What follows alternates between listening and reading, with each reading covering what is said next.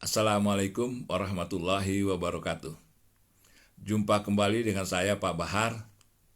Alhamdulillah di bulan suci Ramadan ini kita masih bisa menjalankan ibadah Ramadan, mudah-mudahan hingga akhir nanti. Dan Allah menetapkan pahalanya kepada kita semuanya, serta memberikan predikat takwa. Amin, Allahumma amin.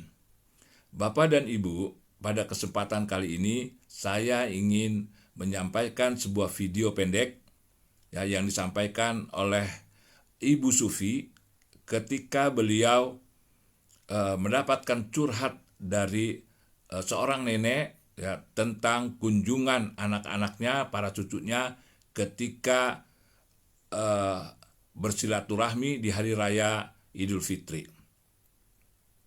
Banyak pengalaman, banyak pelajaran yang kita bisa petik dari narasi Ibu Sufi ini. Mudah-mudahan bermanfaat dan kita lebih bijaksana lagi dalam kunjungan kita ke rumah orang tua kita di kampung halaman. Inilah sekapur sirih tentang mudik lebaran. Mudah-mudahan bermanfaat. Silakan disimak narasi dari Ibu Sufi. Terima kasih. Wassalamualaikum warahmatullahi wabarakatuh. Ada cerita menarik nih, ba'da lebaran ya. Saya ngobrol dengan beberapa orang nenek-nenek gitu ya. Selepas lebaran, anak cucunya udah pada pulang. Alhamdulillah Bu Sufi, saya bisa ke masjid lagi, anak cucu saya udah pulang gitu. Rasanya badan ini kayak remuk katanya gitu, capek banget gitu, tiap hari masak, nyuapin cucu dan seterusnya dan seterusnya.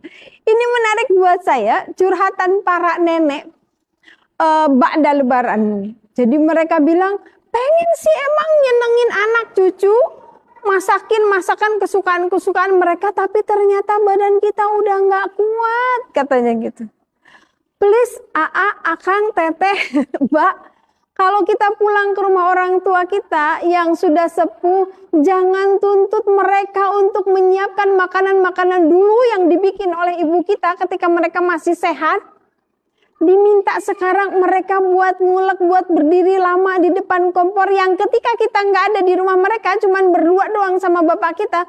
Mungkin mereka cuman beli yang biasa, udah nggak biasa, capek, tiba-tiba harus masak lagi buat mereka, ternyata berat. Sampai ada yang mengatakan, saya tuh sampai berbisik, Bu Sufi, ini anak-anak kapan pulang sih, gue udah capek. Terus saya bercandain, kata saya, tapi kan dikasih angpau kan Nek, kata saya gitu kan. Iya, mereka pikir angpau itu bisa buat bakal kita beli emas, beli baju baru. Kata, kagak, kita balik-balikin lagi tuh buat THR cucunya. Kita bayar listrik yuk, katanya yang AC-nya 24 jam gak berhenti-berhenti. Tagihan tokennya jadi naik, katanya gitu.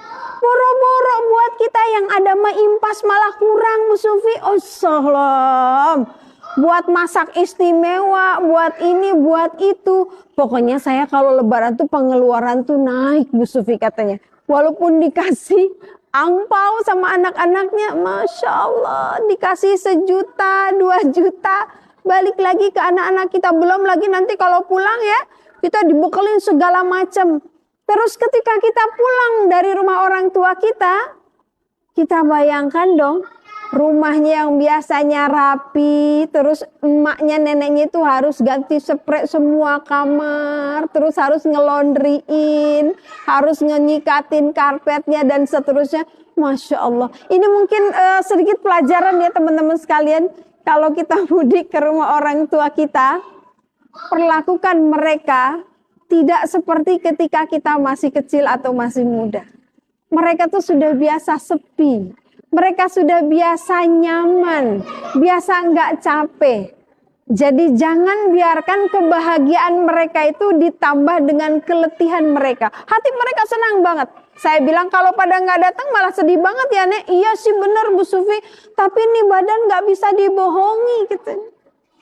Jangan disuruh nyuapin cucunya, gendongin cucunya, mandiin cucunya. Terus katanya anak saya tuh kalau ke rumah bilangnya di rumah mama healing. Kitanya healing, terus orang tua kitanya yang kepayahan. Jangan ya. kita kasih kebahagiaan di ujung hidup mereka, kita bawa anak cucu mereka, anak-anak kita jadi kesayangan mereka, tapi jangan biarkan fisik mereka yang sudah renta itu untuk kecapean. Sekapur sirih tentang mudik lebaran.